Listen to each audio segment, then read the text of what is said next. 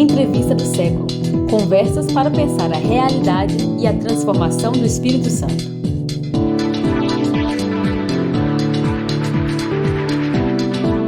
Olá, bem-vindo, bem-vinda, bem-vinde. Essa é mais uma entrevista do século. Hoje, como você pode ver, estamos de casa nova, gravando aqui direto do estúdio Rocket Filmes, em bairro República, Vitória. Lembro você que essa e outras entrevistas do século e outros materiais estão disponíveis no YouTube do Século Diário, também nas plataformas de áudio como Spotify. E também estamos no Instagram, @tvséculo, além do séculodiário.com.br, que tem notícias diárias sobre o Espírito Santo. Hoje o nosso convidado aqui é o Pablo Ornelas, que é doutor em Ciências Sociais e professor da Universidade de Vila Velha, a UVV, e é coautor do livro Tecnoconservadorismo e o Brasil Paralelo, que acaba de entrar, né, em pré-venda pela editora Autonomia Literária. Pablo, bem-vindo, obrigado pela presença. Eu que agradeço, Vitor, quero agradecer o Século Diário e você pela oportunidade de conversar um pouco sobre esse livro, que decorre de algumas pesquisas que nós temos realizado no UVV, no programa de mestrado em Sociologia Política, né, com outros professores, alunos, e aí esse livro é o resultado dessas investigações aí de alguns anos. São quatro, você é um dos 4 coautores, né? Exatamente, sou eu, um dos coautores, junto com o professor Vitor De Angelo, né, que é o nosso atual secretário de Educação aqui do Espírito Santo, e 2 alunos do mestrado, né, o Breno, que foi me orientando, e o Victor, que foi orientando do Vitor. Legal, e é um temaço, né? Um tema que está aí pipocando e que ainda me parece pouco estudado, né? Eu queria, antes de falar, né, do Brasil Paralelo, que é o tema aí central, que tem um olhar sobre ele, né? Que, para quem não sabe, é uma plataforma, principalmente de vídeos, né? Conservadora, que tem muita notícias falsas, fake news, né? Enfim, distorções, mas que é um instrumento super forte, tem muita influência, um alcance muito grande. Mas antes eu queria começar para você definir um pouco do que é a primeira parte do título, né? Que é Tecnoconservadorismo e o Brasil Paralelo. O que você entende como tecnoconservadorismo? Ótimo, Vitor. Excelente pergunta, né? Assim, diante da dificuldade de nomear, né, essas tradições conservadoras que emergem concomitantemente com as plataformas digitais, com esse fenômeno que alguns autores têm chamado de capitalismo de plataforma, capitalismo de vigilância, plataformização, sociedade de plataforma e assim por diante, né? Que alterou sobremaneira a forma com a qual a política vai acontecer, sobretudo no século XXI. A gente achou que categorias como, por exemplo, nova direita, né, neoconservadorismo, por se tratar de autores e de abordagens do século passado, por exemplo, elas não conseguem ser suficientes para nomear esse fenômeno que se dá no tempo presente, que é um fenômeno que envolve um conservadorismo que se utiliza de estratégias tecnopolíticas para se afirmar, para criar engajamento e para orientar a atenção daquelas pessoas, todos nós, né, que interagimos e acessamos informações através das plataformas digitais, né? E aí, nesse sentido, o tecnoconservadorismo ele envolve uma certa tradição conservadora, né, o tecnoconservadorismo brasileiro que a gente está investigando, ele envolve uma tradição neoconservadora estadunidense que acabou sendo difundida no contexto brasileiro, sobretudo a partir da influência do Olavo de Carvalho, que articula diferentes tradições conservadoras, trazendo o elemento econômico neoliberal e associando esse neoliberalismo a uma tradição católica, né, para legitimar o seu discurso com viés escolástico, digamos assim, né? Então, o Olavo de Carvalho ele é a principal figura na difusão desse conservadorismo que foi importado dos Estados Unidos de autores macartistas, autores, né, que eram publicados por várias revistas estadunidenses de viés conservador, né? National Review, por exemplo, é uma delas, e diante disso há uma estratégia que implica em pautas de caráter moral, né? E também com viés econômico muito bem colocado, né? E o Olavo ele articula essas forças e dentre essas forças algumas delas sobressaem em relação às demais, né? Porque elas confluem, elas convergem, né? Numa espécie de simbiose entre o modelo de negócios delas e a forma de conquistar a atenção dos usuários que se dá pelos discursos de ódio, pela desinformação, que é a principal estratégia utilizada pela extrema-direita. Uhum. E tem também até essa coisa de estratégias de como fisgar, né? E tem alguns estudos que mostram como tem estratégias de trazer a pessoa para esse espaço desse discurso com coisas talvez mais leves e depois o próprio algoritmo, né, usar o algoritmo inteligentemente para que você vai afunilando e a pessoa vai se radicalizando nesse processo, né? Exatamente, Isso. porque a gente está vivendo um contexto de dataficação das nossas vidas, né? Ou seja, cada movimento que a gente dá no mouse é uma informação que a gente disponibiliza, né, para essas plataformas que comercializam esses dados para que eles sejam usados com viés preditivo, por exemplo, para ele antecipar as nossas ações, limitando as nossas capacidades de escolha. É o que acontece, por exemplo, com o YouTube, não é isso? No YouTube a gente tem uma barra lateral que ela oferece para a gente alguns vídeos, acreditando que aqueles sejam vídeos do nosso interesse. Isso se dá através da inteligência artificial, através dos algoritmos e através da sistematização dessas informações que a gente voluntariamente e gratuitamente disponibiliza para as plataformas, que é a principal forma de ganhos dessas empresas, justamente comercializando esses dados, né? Agora, a extrema-direita, não apenas brasileira quanto internacional, ela começou a constatar que a mentira, a desinformação, a radicalização do discurso, ela potencializa, né, a visualização daquele conteúdo. Aliás, tem alguns autores que a gente pode identificar, e a partir das ideias desses autores, eu posso citar no Brasil o Christian Dunker, o Giuliano da Empoli na Itália, o Bill Churran na Alemanha, né? Eles vão identificar que na passagem da hegemonia da televisão, antes do rádio e do jornal, havia uma certa tendência centrípeta. O que quer dizer? Quanto mais tempo de televisão, quanto maior a coligação, quanto mais diplomático o discurso, maior o alcance. Com as plataformas digitais, essa tendência se altera. Ela passa a operar numa tendência centrífuga, onde a radicalização do discurso, né, conquista a atenção desses usuários. Da atenção que é o que alguns autores têm chamado de economia da atenção, por exemplo, né?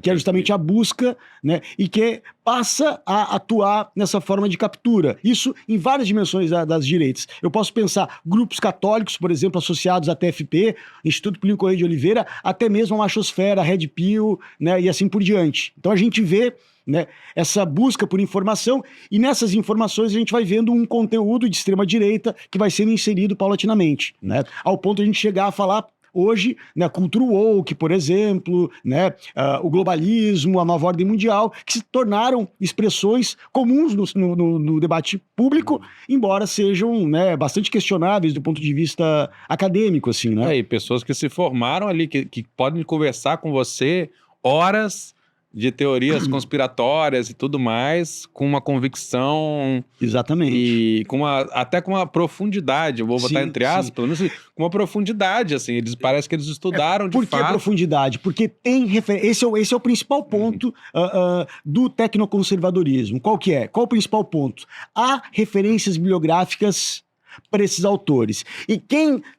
importa essas referências biográficas é justamente o Olavo de Carvalho. Então, por exemplo, você quer discutir, você quer questionar as ações afirmativas, por exemplo. Você tem um autor, Thomas Sowell, um autor negro, O Lugar de Fala, por exemplo. Você tem um autor negro que escreve um livro contra as cotas, ações afirmativas, né, publicado pela R Realizações, editora que o Olavo fez curadoria, por exemplo, né? Então, e esse autor ele vai ser mencionado por Fernando Holliday, por Kim Kataguiri, pelos olavistas, pelos bolsonaristas, por exemplo, para desqualificar a luta né, do movimento negro, no sentido de buscar garantir, através das cotas, uma maior equidade. Esse lugar de equidade, esse lugar da justiça social, que aliás é a categoria de ataque da extrema-direita internacional, é justamente o lugar... e o Olavo de Carvalho, ele importou essa biografia. Ele praticamente garimpou isso e conseguiu, ele dos Estados Unidos, fazer chegar no Brasil. Exatamente. Isso que é interessante, sendo ele um cara de outra geração, né, já idoso, que não teve uma carreira intelectual no Brasil, e ele conseguiu via internet, porque os cursos dele eram online, né, ele nos Estados Unidos. Exato. Isso que é até surpreendente, né, que tudo isso tenha acontecido, mas eu acho que também tem uma estrutura e uma conjuntura que vai permitir. Eu não entendo, mas eu te pergunto, por que ele teve esse impacto todo? Então, aí que tá o pulo do gato, né? Assim, o pulo do gato. E, curiosamente, o que eu vou falar a partir de agora foram informações que foram compartilhadas comigo pela filha do Olavo de Carvalho, que se tornou minha amiga, a Heloísa de Carvalho, né? E ela acabou relatando para mim, por exemplo, eu comecei a investigar, né, inclusive essa investigação culminou até com uma entrevista que o Davi Nemer e eu, dentre outros pesquisadores, concedemos ao The Intercept Brasil, né, sobre essa máquina, né, olavista. O que acontece? Né, assim, tentando resumir. Na minha leitura, né, que tenta compreender a ascensão da extrema-direita a partir de um diagrama de forças que vão se articulando paulatinamente. Vamos lá. A gente tem um conjunto de editoras. A gente tem, primeiro, uma rede editora chamada CEDET, tá? Que ela publica, uma das suas editoras é a Vide Editorial, que é a principal editora da extrema-direita, a principal editora olavista, que inclusive publica os livros do Olavo de Carvalho, livros da Ana Carolina Campagnolo, por exemplo, né? É a principal editora. Porém, essa editora, ela se articula com outras demais editoras, mais de 60 editoras espalhadas por todo o Brasil, tá? Então, essa rede de editoras, que tem uma editora, a Vide Editorial, a rede de editora CEDET, que tem a Vide Editorial como uma de suas editoras, se articula com várias editoras do Brasil, certo? Essas editoras publicam esses livros e a CEDET, né, entrou em contato com autores desses livros e, sobretudo, com influenciadores digitais, vários, Bernardo Kister, Ernesto Lacombe, Rodrigo Constantino, o próprio Nicolas Ferreira, criam livrarias virtuais em sociedade com a CEDET, né? E difundem no YouTube, nos seus perfis no Telegram, no WhatsApp, e assim, né, Facebook, Instagram, assim por diante, esse tipo de conteúdo, por exemplo, né? E quando eu perguntei para Eleusis de Carvalho quem era o nome, né, perguntei, você conhece essa figura, o dono da editora? A resposta dela: então, Pablo, o dono da editora, ele é o hacker do olavismo. Ele é doutor em engenharia pela Unicamp e especialista em algoritmos. Então, assim, na minha leitura, há uma articulação, né? A extrema-direita, ela só consegue ter legitimidade porque as principais armas da guerra cultural, que são os livros, são difundidos e têm ressonância, né? Vide, por exemplo, a vinda do Jordan Peterson no Brasil, né? Uma figura da extrema-direita internacional, um psicólogo clínico, né? Que, assim, isso reverberou em várias dimensões da extrema-direita, sobretudo, por exemplo, Red Pill, por exemplo, divulgando, né? Assim, Brasil Paralelo divulgando, foi quem organizou, inclusive, a vinda desse autor. Isso mostra essa ressonância, né? Que se dá pelas redes sociais. Mas eu tô imaginando que, assim, o pulo do gato, num país que lê pouco, é o vídeo, né? Eu imagino. É aí que você consegue massificar o processo e alguns, obviamente, ter essa base teórica colocada em livro. Sim. Vai ser importante para aprofundar, mas que o vídeo vai ser um elemento estratégico. E aí eu queria entrar já, né? Pra gente falar do Brasil Paralelo. Como é que surge... E assim, a atuação deles é muito focada justamente no audiovisual. Exatamente. A Brasil Paralelo, né, ela é uma empresa que nasce de pessoas do Rio Grande do Sul, né, que tinha uma articulação e influência do Olavo, mas também do Instituto Mises, né, e que decorrem justamente desse movimento antipetista que foi construído germinalmente pelo Olavo de Carvalho na segunda metade dos anos 90. Né? O Olavo de Carvalho, aqui é importante destacar que o Olavo de Carvalho ele circula pela direita católica, pela TFP, por exemplo, né, monarquista, né? Ele circula pelo Instituto Mises, ele participou do Fórum da Liberdade de 2000 a 2005 nas principais mesas, por exemplo. Ele deu palestras e cursos na AMAN, no Clube Militar, no Clube Naval, por exemplo. Ou seja, ele é mencionado no livro de cabeceira do Bolsonaro, A Verdade Sufocada do Brilhante Ustra, ele é mencionado, ele é citado para conferir legitimidade. Ou seja, ele foi instrumentalizado para conferir legitimidade pela extrema-direita e a Brasil Paralelo se apropria desse tipo de discurso, né? E se apresenta como uma empresa de educação e de entretenimento, né? E o que ela faz? Ela pega a história do Brasil e interpreta a história do Brasil de uma forma um tanto quanto equivocada se considerar a literatura acadêmica, nacional e internacional, sobre as questões apresentadas, por exemplo, né? Aliás, num dos capítulos do nosso livro Tecnoconservadorismo no Brasil Paralelo, decorre justamente, né, de uma análise da primeira série da Brasil Paralelo, e aí os equívocos históricos, assim, né? E aí tem um problema que para mim é o problema mais sério do Brasil Paralelo, que está relacionado diretamente à questão das plataformas digitais. Por exemplo, se quem está nos assistindo agora pegar no procurador do YouTube, né? Procurar, eu quero encontrar um vídeo sobre escrever 1964, o YouTube vai direcionar para um documentário da Brasil Paralelo intitulado 1964, Entre Armas e Livros, que é um documento. Por quê? Porque a Brasil Paralelo compra essas palavras de procura e direciona a atenção das pessoas. Aí no livro a gente apresenta uma situação assim, que pode ser bastante comum, né? Um aluno do ensino médio que está tendo uma aula de história com material, a literatura acadêmica, né, indicada pela própria escola, pela professora e assim por diante, e aí ele não presta atenção na aula, chega em casa, vai estudar para a prova, ele acessa Brasil Paralelo, porque ele vai procurar sobre a ditadura no Brasil, e a história que vai ser contada para ele, o papel educativo, pedagógico da Brasil Paralelo é desinformar, porque o conteúdo disponibilizado pela Brasil Paralelo diverge do conteúdo produzido e trabalhado pela professora em sala de aula.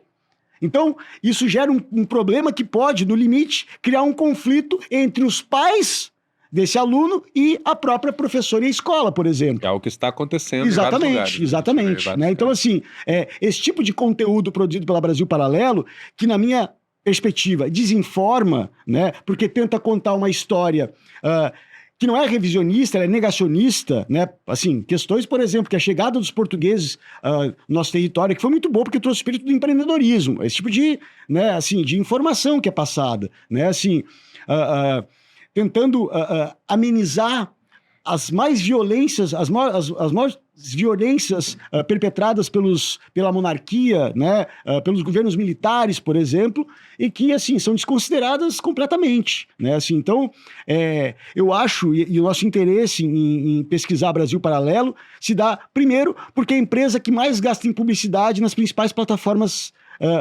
que são usadas no Brasil pelos brasileiros, pela população brasileira, por exemplo, ou seja, ela é a empresa que mais gasta em publicidade e que esse gasto em publicidade acaba direcionando a atenção dessas pessoas e produzindo no limite um novo sujeito.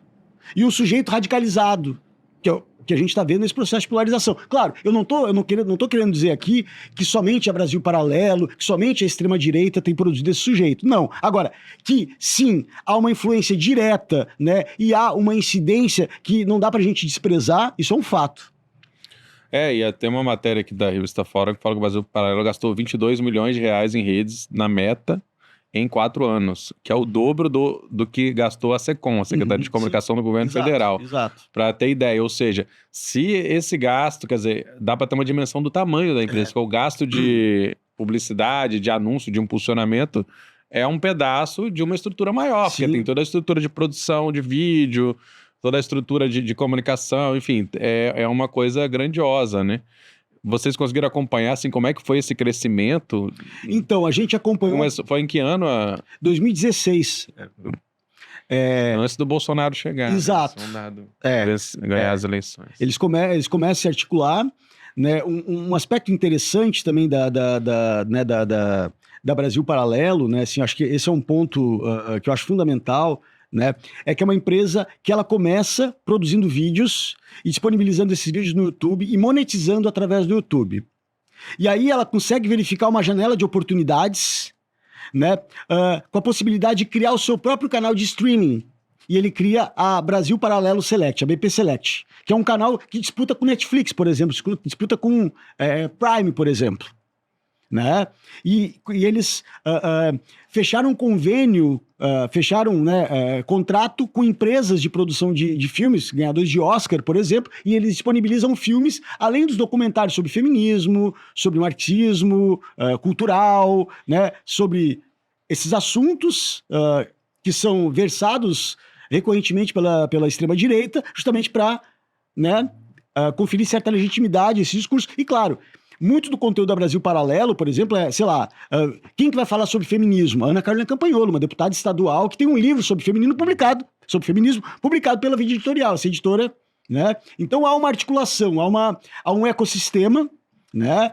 Esse ecossistema ele é composto por vários sujeitos, grupos e empresas, né, que se articulam e que existem algumas divergências, mas essas divergências não são suficientes para fragilizar, né, esses discursos, né? Claro, existem alguns grupos que ampliaram suas divergências, né? Podemos citar aqui o MBL e o bolsonarismo, mas as pautas ainda são muito convergentes, né?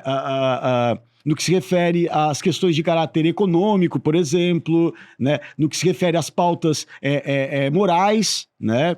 A questão de aborto, questão de regulamentação em relação às drogas, por exemplo, né? Questão de casamento homoafetivo, né? Esse discurso muito homofóbico e transfóbico também se faz presente, né? Sobretudo em relação aos parlamentares, as pessoas trans parlamentares, por exemplo, né? Então, me parece que há essa... E tem um salto porque, como surge em 2016, em 2018 a gente tem um boom aí eleitoral da extrema-direita, passam a ser duas máquinas que se retroalimentam, né? Porque eu acho que se a gente fala de 2018, a gente tem que... não é só entender a eleição do Bolsonaro, mas a eleição de um parlamento ultraconservador, com várias figuras que, inclusive, vêm da internet. Quer dizer, esse processo já estava acontecendo, né? O Nicolas Ferreira é um exemplo, né? Esse tipo de fenômeno que vem da internet, essas influências que depois vão alcançar esse lugar no parlamento. Então, essa máquina vai meio que se retroalimentando, né? Ela vai ganhando... E aí, com o Bolsonaro, também você tem uma mudança do próprio financiamento, para onde vai o dinheiro, por exemplo, do governo federal para apoiar os meios de comunicação, né? Começa a apoiar mais esses processos. Então... Eu desenvolvi pesquisa, desde 2018 eu acompanho grupos de WhatsApp bolsonaristas, né? Então, parte do meu trabalho, inclusive a gente tem muito material, né? Tem vários artigos publicados sobre essas estratégias técnicas, né, bolsonaristas nos grupos de WhatsApp, né? Mas uma questão interessante, né, dessa forma de articulação é que se a gente comparar, por exemplo, 2016... nos Estados Unidos, com o Brexit, por exemplo, a gente vê muito a influência do Facebook. No caso brasileiro, 2018, a gente vê muita influência do WhatsApp. Aliás, se você pegar o livro da Patrícia Campos Melo, né, A Máquina do Ódio, ela relata que em 2019 ela estava no Festival Gabô em Medellín e o CEO do WhatsApp na América Latina relata a ela que eles estavam muito preocupados com a possibilidade do WhatsApp alterar o resultado das eleições do Brasil. Foi nesse momento que o WhatsApp passa a restringir, no Brasil, né, que o compartilhamento de conteúdo não se dê de forma ilimitada, mas se dê apenas para 5 pessoas. Porque eles já estavam preocupados com esse resultado, né? E o que a gente viu foi isso. Porque qualquer questão é fundamental, né? O WhatsApp é o lugar que foi muito utilizado, mas o WhatsApp não foi utilizado só o WhatsApp.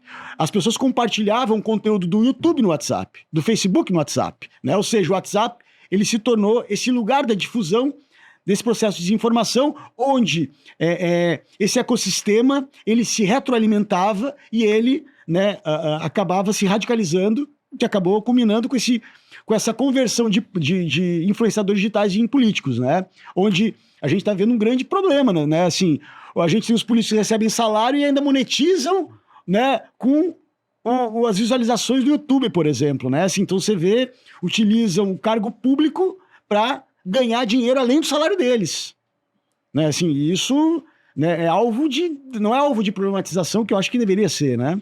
E há uma resistência muito grande dessas grandes empresas em relação a como lidar. Claro que isso está mudando, né? Mas como lidar com a desinformação. E aí você entra no Brasil Paralelo. Qual que é o limite dessa narrativa, vou botar entre aspas, que é o que eles defendem, né? Sim. Qual que é o limite entre o que é esse entendimento diferente, essa leitura diferente da história e a fake news, assim, falso?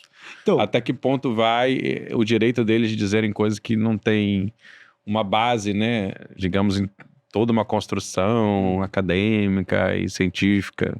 Eles partem da ideia de que as universidades, né, esse é o senso comum da extrema-direita, né, que as universidades estão tomadas de marxistas ou de professores intelectuais progressistas, né, e que na universidade, né, não existe espaço para questionar, né, essa literatura, né, porque essa é uma literatura consagrada. Diante disso, essa empresa se posiciona como responsável por resgatar a história do Brasil e uma história de heróis, não uma história né, que conta, que revela a partir de documentos, né, de toda uma historiografia que envolve interpretações, revisão sobre o que foi e o que não foi, né? Eles negam essa dimensão e constroem sua própria abordagem, né, enfatizando, dando importância, por exemplo, né, para as figuras que eles entendem como heróis.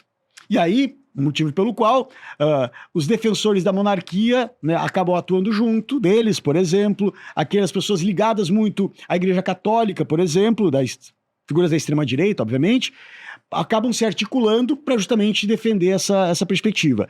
Porque também, no limite, há uma certa compreensão de que só é possível existir uma civilização desenvolvida se essa seguir a esteira greco-romana, né? Como se cultura não fosse dinâmica, como se a cultura fosse estática, né? E aí a gente tem toda essa leitura tradicionalista e até mesmo escolástica, né, que tenta retomar, né, os valores de um passado idealizado no tempo presente, né? Que é uma visão, assim, anacrônica da realidade, né? Porque a gente não tem como voltar a um passado, né? Assim, um passado de São Tomás de Aquino, né? Assim, não dá, né? Assim, e há uma tentativa de retomar esse lugar. E aí a semelhança do conservadorismo com o tradicionalismo, né? Assim, né? E a gente vai encontrar nesse lugar, por exemplo, e aqui também um dado importante de mencionar, que existem diferentes conservadorismos, né? Talvez os conservadorismos mais evidentes hoje no mundo sejam os conservadorismos ocidentais, digamos assim, né? Vamos pegar o contexto brasileiro. Esse conservadorismo muito associado, né, no Brasil ao Olavo de Carvalho, ao Steve Bannon, por exemplo, muito ligado, né, a Tea Party nos Estados Unidos, ao Partido Republicano, Trump e essa coisa, né?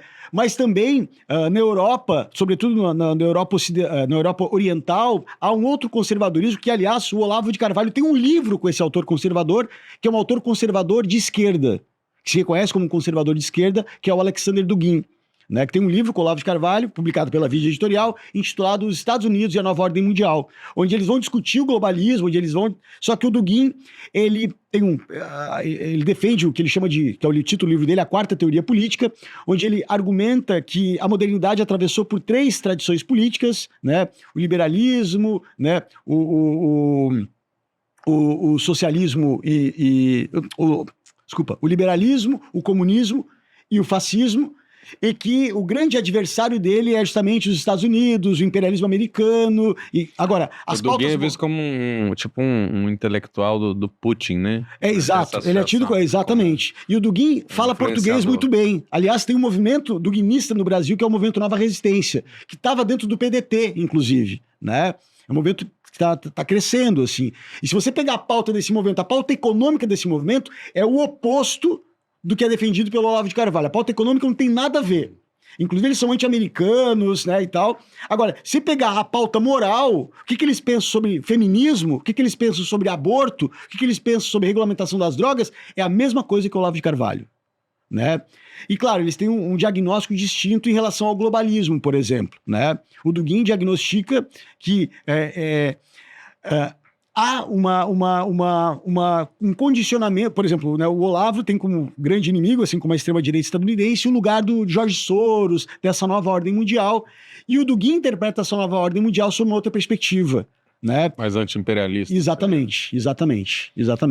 Há 2 anti-imperialismos em disputa nesse conservadorismo do Olavo e Bannon de um lado e do Dugin outro. Um texto muito interessante sobre isso é o texto do Benjamin Teitelbaum, A Guerra pela Eternidade, porque ele vai mostrar como que as bases teóricas, né, figuras como Júlio Zévola, né, por exemplo, como René Guénon, né, que são autores tradicionalistas, por exemplo, vão ser utilizados como base para esse pensamento conservador, na verdade, tentando fazer uma crítica. E aí a grande questão do conservadorismo e do tradicionalismo, que é a crítica à modernidade, né? Essa crítica, por exemplo, à democracia liberal, não à toa, né? Que é uma crítica que a esquerda também faz, uma esquerda mais radical, porém, essa é a grande questão que o pessoal tem colocado, muitos estudiosos têm colocado, né? Você tem um vácuo, você tem um desgaste da democracia, né, liberal e tudo mais, mas quem radicaliza o discurso é a direita, né? Exatamente. E a esquerda não consegue colocar alternativas de poder radicais, ao contrário.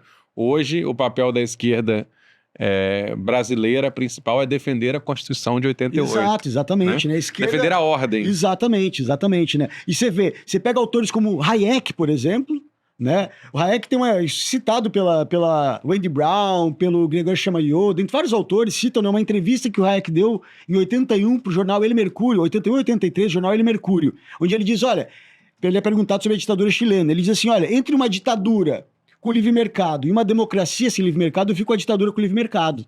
Ou seja, não há conflito entre... Né, o problema não é o voto, o problema é o livre mercado. Né, assim... E aí a liberdade, e hoje, né, a liberdade de expressão, né, e a Brasil Paralelo se insere nesse processo. Espera aí, o quê? O Estado vai conter a minha liberdade, a liberdade de eu expressar o que eu penso? Vai me censurar isso mesmo? Espera aí a gente pode ponderar. Será que isso é censura ou será que o Estado está contendo uma desinformação que gera um conflito, por exemplo? Como é que você está vendo essa atuação, por exemplo, do STF, das instâncias jurídicas em relação... O Brasil Paralelo entra, como você falou, num pacote, né? Não é o único, tá longe de ser o único. Não, o Brasil Paralelo... talvez o mais poderoso e que merece esse tipo de investigação que vocês fizeram, né? Tem um objeto mais específico e tal. Mas, assim, há tentativas, mas há dificuldades, né? Também de entender qual que é esse limiar. A Brasil Paralelo, inclusive, é citada na CPMI da pandemia, por exemplo, como uma empresa que profere desinformação. Né? Por exemplo, né? Assim, tá lá. Né? Se você ler os relatórios, está lá Brasil Paralelo. No nosso livro sobre Brasil Paralelo, a gente menciona isso, inclusive. Né? Assim, então, me parece que ela exige uma liberdade para produzir desinformação que gera conflito, né? E diante da contenção dessa forma de desinformação que ela está produzindo, ela enxerga nisso censura. Uhum. Né? E ela fala, peraí, existem instâncias, se você se sentir ofendido com a fala da Brasil Paralelo, você privadamente vai procurar, né, a justiça. Agora, a justiça não pode conter o que eu estou produzindo de conteúdo, né? Porque ela... Não pode ter censura prévia. Exato, porque esse é o discurso que é operado, né? Assim, né? Ou seja, é uma liberdade para consumir a liberdade. E a grande questão, assim, que eu vejo da extrema-direita é a capacidade de mobilização constante, né? Então, assim, parece que é um trabalho paralelo entre mobilizar essa base que já está conquistada, já está sendo formada ideologicamente e tal, e ao mesmo tempo ir trazendo pessoas mais moderadas para perceber... naturalizar esse discurso radical também. Esse discurso, várias coisas eram absurdas de ouvir tempos atrás, e de tanto ser falado, e aí também tem uma estratégia que coloca a esquerda muito numa defensiva, no lugar de discutir políticas públicas, discutir outros avanços, outras questões, ficar discutindo ali aquela coisa que já está mais do que superada, né? Em toda a construção intelectual, acadêmica, social, que já estava consolidada, mas que a gente tem que voltar a discutir. Né? Então tem essa dificuldade também, mas ele tem essa capacidade de mobilização, e acredito que a estratégia de redes deles tem a ver com isso. Então, quando você censura não, se você, por exemplo, tirar do ar um vídeo deles, porque claramente desrespeita as leis brasileiras, isso entra numa bolha que começa a insuflar e atacar os responsáveis por isso, enfim, que pode ser um ministro ou pode ser alguém de outra esfera judicial, que é uma forma também de pressão e amedrontamento, né? Exatamente. Com ameaças diversas que não necessariamente partem dali, né? Mas que são essas pessoas radicalizadas, que é um elemento importante, porque quando você radicaliza esse processo, politicamente, nesse sentido da extrema-direita, eles perdem o controle, né? Não tem o controle sobre o que as pessoas vão fazer. Sim, exatamente. Né? Aconteceu lá com o Trump, aquela, né, a tentativa de assassinato que até hoje ninguém sabe direito quem era e o que queria essa pessoa, né? Sim. Então, assim, no caso do Bolsonaro, o ataque também, enfim, é uma coisa que é muito complexa, né? E aí essa dificuldade de atuação judicial também. Exatamente, né?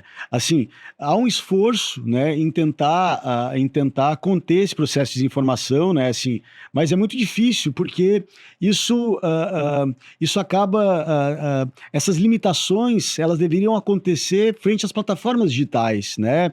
E as plataformas digitais, elas, em certa medida, ameaçam o próprio Estado brasileiro, né? Quando elas publicamente se opõem aos projetos de lei que almejam, né, regulamentar a sua atuação, por exemplo, né? Assim, muitas plataformas não respeitam decisões judiciais, por exemplo, né? Porque elas acreditam que o Estado brasileiro que deve se adequar ao regimento delas.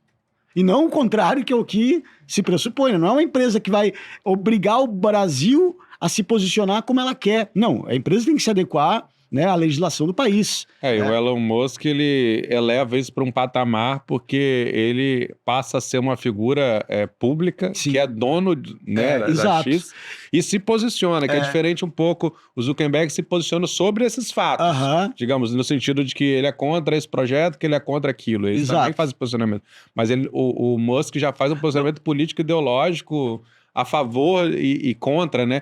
De chegar a questionar o governo brasileiro publicamente, né? O Jordan Peterson, esse intelectual, esse professor de psicologia, né? Que é uma das grandes referências da extrema-direita internacional, ele entrevistou o Elon Musk há 2 semanas atrás. E o Elon Musk, nessa entrevista, e que circulou por MBL, essa extrema-direita toda circulou essa entrevista, tá? Todo mundo circulou essa entrevista.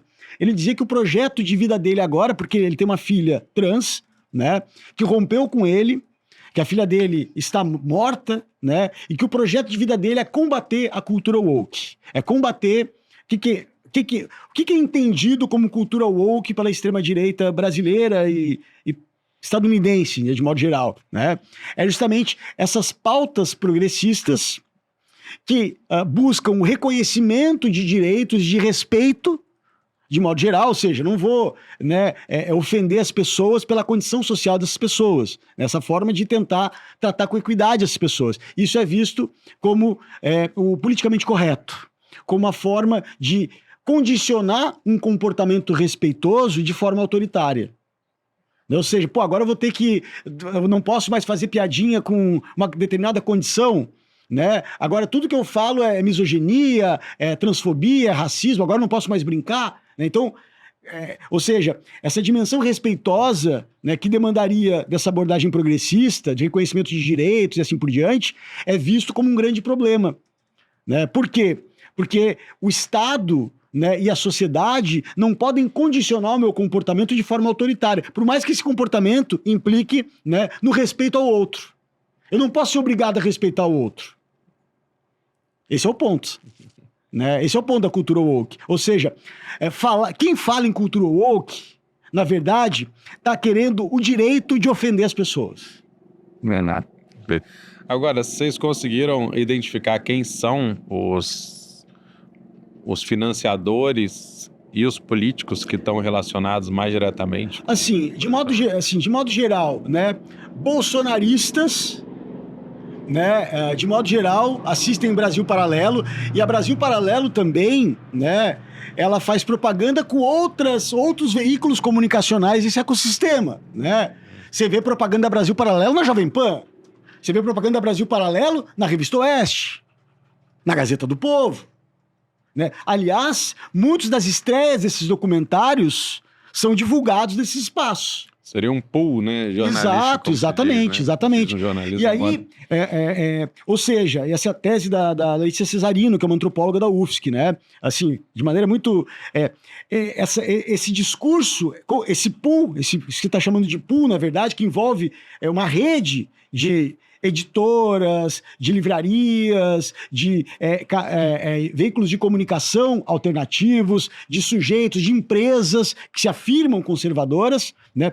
Elas criam um discurso através da Brasil Paralelo e de todos esses veículos, que é um discurso que ele começa a disputar o lugar da verdade com aquilo que é consensual. Ou seja, ninguém discutia se a Terra é plana.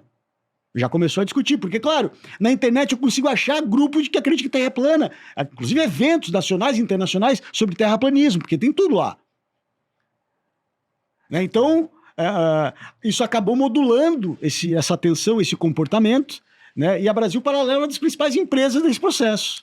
E ela se inspira em alguma experiência internacional, vocês acham? Não Ou ela sei. inspira novas? Eu acho, assim, aí eu tô pensando, conjecturando, né? Mas eu imagino assim, o discurso delas da BP Select, né? Eles dizem o seguinte, olha, enquanto que na Netflix você perde o tempo de um filme procurando filme para assistir, na nossa empresa, na BP Select, não. Na BP Select, você, né? Os filmes, eles passaram por uma curadoria e são todos filmes, né? Importantes, relevantes. Você não vai assistir porcaria.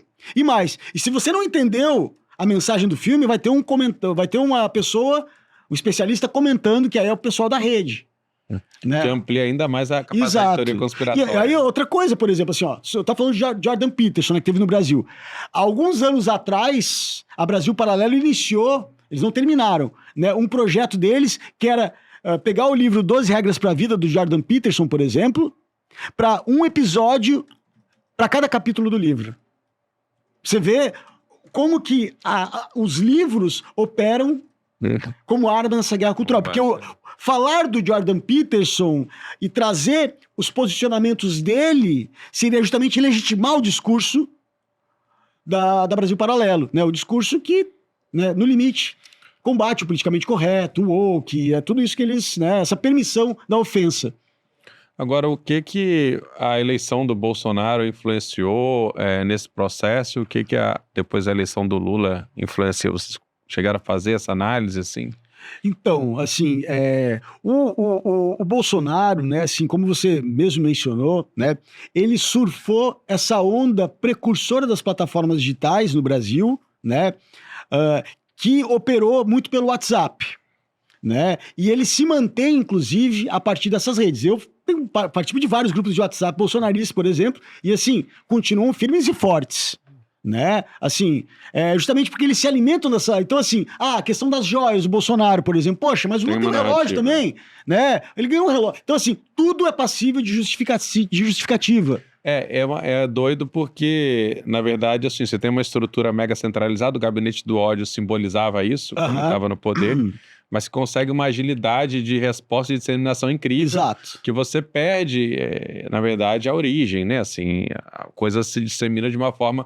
Parece que é espontânea, mas que aparentemente é uma grande estratégia de disseminação, né? Uma máquina complexa. Exatamente.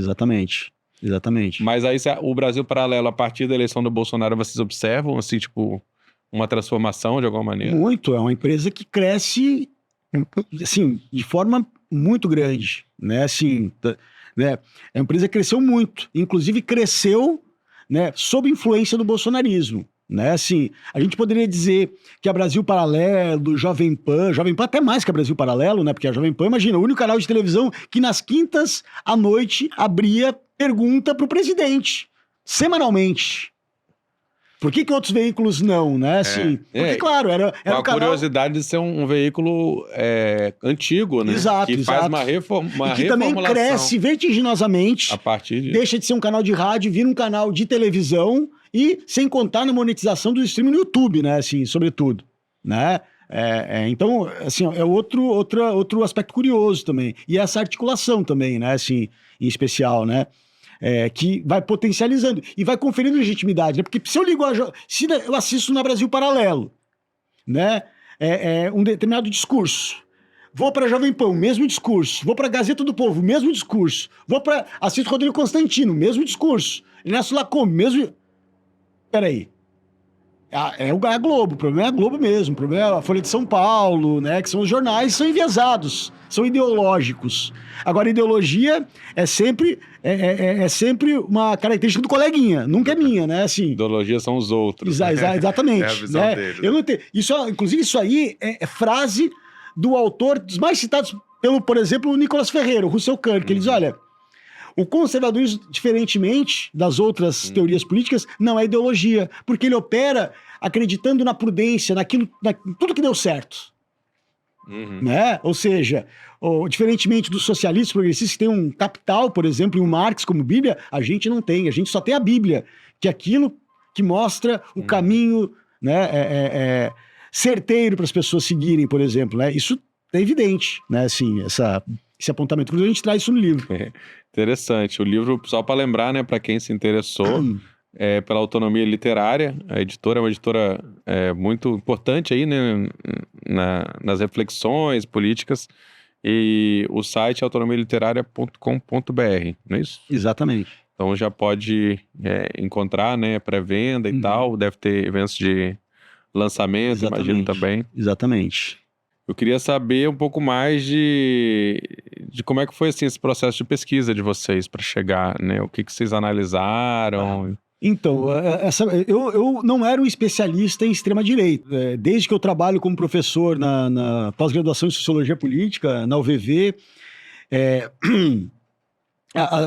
as minhas pesquisas envolviam muito questão de segurança pública, políticas públicas, né? A minha tese de doutorado é sobre redução de danos com a política pública na área da saúde, por exemplo, né? Mas eu, curiosamente, é bastante surpreendente. Vamos te convidar para outras conversas, inclusive. Prazer, será um prazer. Eu comecei a participar, fui para participar de uma banca de mestrado em Curitiba, em sociologia, e aí o pesquisador entrevista uma juíza no interior do Paraná e pergunta para a juíza: doutora, eu queria que a senhora me indicasse um livro sobre a temática drogas. A doutora indica para ele livro do Olavo de Carvalho, a juíza. Estou orientando um mestrado em Sociologia Política na UVV, isso 2, 3 anos depois, e aí a pesquisa é sobre o que os professores dos cursos de medicina, de maneira muito sintética, o que os professores dos cursos de medicina, das áreas de neuro e de psiquiatria, que são áreas onde há um consenso sobre o uso da cannabis para algumas finalidades, por exemplo, pensam sobre o uso terapêutico da maconha. Aí, no final de uma entrevista, esse me orientando, pede para um coordenador de um curso de medicina, uma faculdade privada aqui do Espírito Santo: então, o senhor poderia me indicar um livro sobre a temática drogas? O coordenador do curso de medicina indica Olavo de Carvalho para ele. Aí, isso em 2018, 2019, eu acabo propondo uma pesquisa de pós-doutorado no programa de pós-graduação em Psicologia Institucional da UFS e acabo começando as minhas pesquisas sobre a extrema-direita. Começo a ler Olavo de Carvalho, né? Começo a tentar conhecer um pouco do pensamento conservador da direita brasileira, né? Acabo tendo contato com alguns autores, como, por exemplo, o Antônio Flávio Perucci, que escreve um livro em 2000, Ciladas da Diferença, onde ele fala de uma nova direita, mas que é completamente diferente do que a gente tem hoje, por exemplo, por isso essa dificuldade conceitual, né? E aí eu começo a estudar, né? E aí, nessa ocasião, nessa pesquisa de pós-doutorado, eu publiquei um livro, Fascismo Tropical, que foi o meu primeiro trabalho sobre a extrema-direita, né? Assim. E o que você encontrou assim de mais absurdo na Brasil Paralelo? O que você acha que é mais... Então, assim, o que eu acho complicado, na verdade, é negar todo o investimento intelectual e acadêmico, né, que foi sendo paulatinamente consolidado pelo campo científico no Brasil, né? Ou seja, a gente trabalha com evidências, com dados, e eles pegam esses dados e desprezam, porque eles querem construir uma narrativa deles, né? Uma narrativa que tenta recuperar, né, um certo passado idealizado por eles, mas que não existiu. Esse né? você fala tradicionalismo. Exatamente.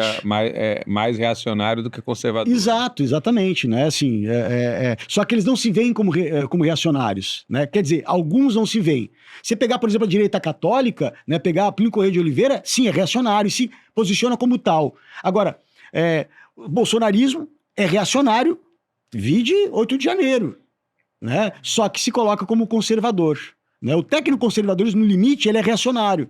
Só que como eu trabalho com a categoria nativa, como eles se reconhecem como conservadores, eu chamamos de tecnoconservadores, né? Mas eles são reacionários, né? Eles estão reagindo, né, a essa ordem instituída, digamos. E o nome Brasil Paralelo é brilhante, né? Evidencia... De estudo, exato, né? E o nome, eles estão criando justamente um Brasil paralelo, uma visão paralela da história do Brasil, e que se coloca uma visão pedagógica.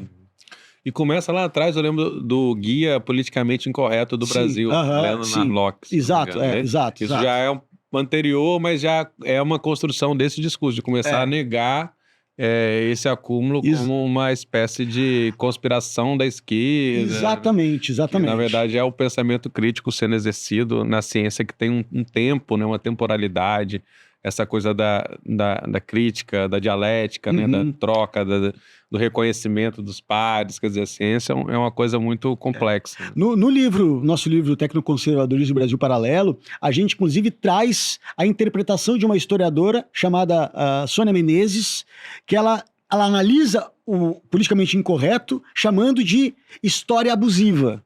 Ele abusa da história, ele abusa da narrativa para reconstituir uma história que passa longe das evidências que são consideradas, né? Então, assim, esse é o principal problema, na verdade, né? Na minha leitura, na minha perspectiva, a Brasil Paralelo, utilizando-se da liberdade de expressão, né, comprometem a própria historiografia nacional, criando uma versão paralela da história do Brasil. E essa versão paralela nega as violências perpetradas pelo próprio Estado brasileiro.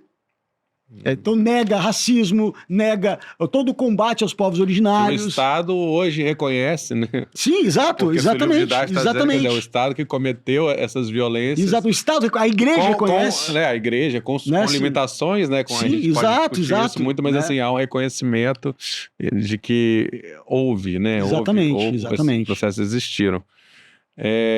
Mas assim, com o governo Lula, você acha que houve um enfraquecimento da Brasil Paralelo? Assim, mecanismo ou não? Eu não teria como avaliar isso, na verdade, né? Assim, até porque o livro, né? A gente finalizou o livro, né? No começo do governo, né? Então, assim, não tem, né? E eu foquei minha atenção depois do livro para outras questões da extrema-direita. Então, hoje eu pesquiso, por exemplo, estou fazendo um segundo doutorado em psicologia na UFS, onde eu estou pesquisando a machosfera. Estou acompanhando, né, esses influenciadores digitais de jovens que trabalham com relacionamentos e tal, que está sendo bem interessante também. Então, outro foco. E que também são pessoas que assistem Brasil Paralelo, acompanham MBL, por exemplo, né? Então, tem elementos que são convergentes, né? Jordan Peterson é uma referência para todos eles.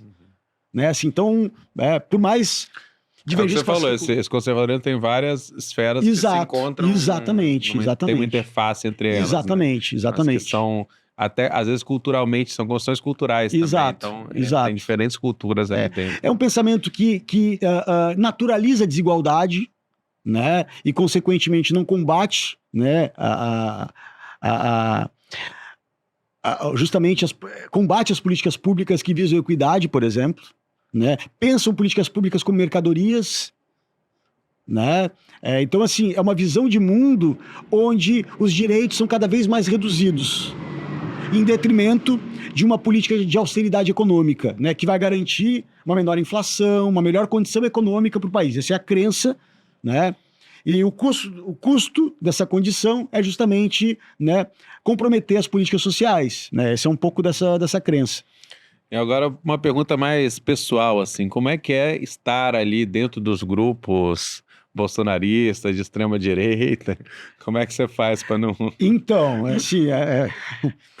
Para aguentar, se é que você aguenta, né? Então, eu tive problema de saúde mental, né? Logo que eu comecei a pesquisar, né? Eu assumi a coordenação do programa de mestrado, e aí estava estudando as direitas, e eu passava, assim, o dia inteiro, cara, lendo extrema-direita, assistindo vídeo, sabe, entrevistando. Então, foi uma coisa...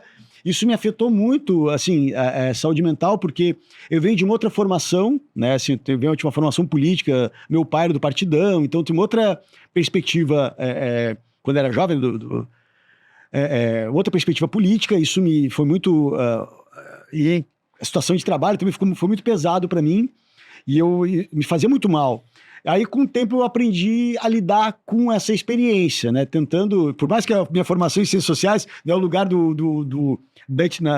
na etnografia, por exemplo, né, de você estar fazendo campo, né, tá tentando se isentar, mas ali o alvo, o inimigo é você, né?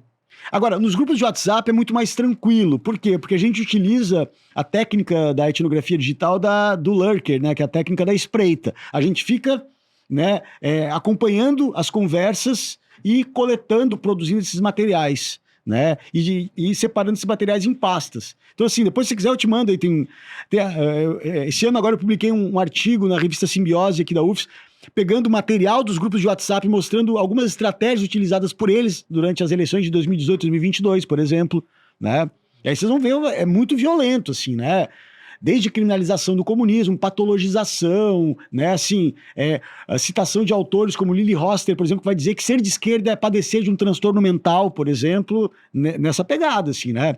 Não contrate cabeleireiro que seja de esquerda, assim, é uma coisa bem, né, assim, bem pesada, né, assim. Eu cheguei a entrar logo depois das eleições e alguns fiquei pouco tempo, né? Só para dar essa observada e realmente é assustador, né? E por outro lado, assim, tem essa permeabilidade, né? São grupos que surgem e ficam, às vezes qualquer um entra. Sim. Tinha até algumas pessoas que estavam entrando, se infiltrando e deletando esses grupos, né? Exato. Então, curioso. E é muito comum nos grupos convites para outros grupos. Então, assim, exato. Você vai assim, abrindo. e é muito comum que isso, nas épocas das eleições, era muito comum que o administrador de um grupo administrasse vários outros grupos. Né? Então é muito articulado, assim, né? Sim, exatamente. É uma máquina que teve essa... Quer dizer, que esteve no poder, né? Exatamente. Inclusive com dinheiro público, é o que as investigações estão sinalizando, né? Que esse gabinete do ódio operava com dinheiro público numa estratégia de desinformação, né? Isso acho que ainda tem que ser mais... E agora a liberdade de expressão, porque mais informação, mas eu não tenho liberdade, estão me censurando, esse é o discurso, né, assim, só que não cola, né, assim. Acho que temos mais uns 5 minutinhos, tem algo mais que você queria eu acho que colocar? Fica à vontade, eu tô... Tá sendo um prazer aqui bater esse papo contigo, né, compartilhar essas pesquisas que a gente tem realizado, né, com a extrema-direita e tal, né, assim, é muito importante, assim, pra gente compreender um pouco de uma mentalidade paralela que que surgiu no Brasil nos últimos anos, né, assim, a gente não tinha essa força política, né, houve um processo de radicalização da direita, né, hoje a direita, ela é basicamente a extrema-direita. Isso é muito curioso, porque essa tradicional, essa direita tradicional, ela migrou, e vários políticos migraram, aqui no Espírito Santo isso é evidente, sim, né? Sim. O Magno Malta, embora sempre foi muito conservador, ele foi base do governo Dilma, foi papagaio de prata da Dilma. Sim. O Evair de Mello, o Manato não eram políticos de extrema-direita, né? No início se elegeram de forma mais moderada e viram essa oportunidade, né? E aí foram disputar quem era o representante do Bolsonaro aqui no Espírito Santo, né? E o centro some. Não me parece, inclusive, que nessas eleições de agora, de 2024, isso vai mudar, né? Acho que essa centro-direita, ela vai continuar pequena, né? Me parece que sim. Me parece que a polarização, ela acaba deslocando, né? Assim, e aí, assim... Entre a centro-esquerda e a extrema-direita, a polarização, exatamente. Né? Não é a polarização exato. Não é de extremo extremos. Extremo. Não. Assim, o governo Lula é o governo mais conservador, esse terceiro Lula está sendo o governo mais conservador, por várias contingências também, né? Assim, é o que o José Disseu falou, exato, né? É um governo conservador, assim, está sendo um governo conservador, né? Assim, dentro é um governo de centro, né? É um governo, você vide a atuação do Roberto Campos, por exemplo, né? Assim, a gente tem, né, no Banco Central uma figura da extrema, né? Assim, que tem um lastro familiar da extrema-direita, né? Vide, né, assim, Então, assim, eu ainda estou muito receoso com a questão das eleições de 2024, né? Assim, porque os influenciadores digitais políticos ainda têm um grande espaço, por mais que o bolsonarismo esteja sendo frontalmente atacado pelos escândalos de toda a sorte que a gente vê, né? Assim, de joia, a tentativa de golpe, né? Enfim, rachadinhas e, né? Ou seja, assim, evidências de ilegalismos do governo Bolsonaro, acho que estão aí, né? Assim, agora a questão é o que se faz com isso. Né? Parece que a estratégia do Supremo é justamente cercar ao máximo, né? É não se precipitar para depois ter um revés. É cercar, né? Quer dizer, parece que está sendo feito isso, né? Mas a gente não sabe até quando vai, o que vai ser feito. Sim. Inclusive depois, né? Sim. É um jogo que está sendo jogado. É difícil olhar, né? Exato. E as esquerdas, de modo geral, né? Assim, as diferentes vertentes da esquerda, mais, né, ao extremo e mais ao centro, por exemplo, né? Elas, diante da espetacularização que tem sido promovido pela extrema-direita, sobretudo por parlamentares, né? É um show, né? Assim, a aparição dessas figuras é um show, né? Assim, dificilmente consegue conquistar esse espaço, né? Até por não poder usar essas armas Exato, de exato. atenção, né? Exatamente. Mentira e tal, embora alguns usem. Janones da vida. Janones usa essa linguagem, sim, né, exato, principalmente, exato. para tentar cativar. Porque se a esquerda usa, descredibiliza a esquerda, né? Porque se a esquerda, ela se coloca nesse lugar de proferir a verdade, quando ela utiliza desses elementos, ela se contradiz nessa perspectiva, né? E a direita, como ela tem esse arsenal, são os livros, ela tem legitimidade. Não, peraí, cotas não funciona. Lê Thomas Sowell, né? Feminismo é radicalização do lugar das mulheres. O feminismo gerou caos para as famílias, por exemplo. Lê Ana Cândida Campanholo. Então, assim, você vai tendo, né? O meio ambiente, essa história que a gente viu no Rio Grande do Sul, tem nada a ver com o aquecimento global, com esse papo aí de ecologistas, ambientalistas. Veja o livro do Príncipe, Psicose Ambientalista, por exemplo. Lá ele mostra, né, como que os globalistas criaram essa pauta para tentar impor uma religião da humanidade. Inclusive é o subtítulo do livro. É isso. Né? Pois é. Mas obrigado, Pablo Ornelas Rosa. Essa foi mais uma entrevista do século, produção e locução minha, Vitor Taveira, apoio técnico aqui do Alexandre Bisinotto no Rocket Studio. Vamos voltar a conversar com outros temas aí das suas pesquisas e obrigado pela contribuição. Obrigado, Vitor. Prazer enorme estar contigo aqui, né? E conte comigo aí nos próximos encontros, será um prazer, viu? E a gente volta aí com a entrevista do século, né? Com temas importantes para pensar, o Brasil, o Espírito Santo. E para saber mais notícias diárias, análise e outras informações sobre o Estado, acesse lá o seculodiario.com.br. Valeu, até logo. Entrevista do século. Conversas para pensar a realidade e a transformação do Espírito Santo.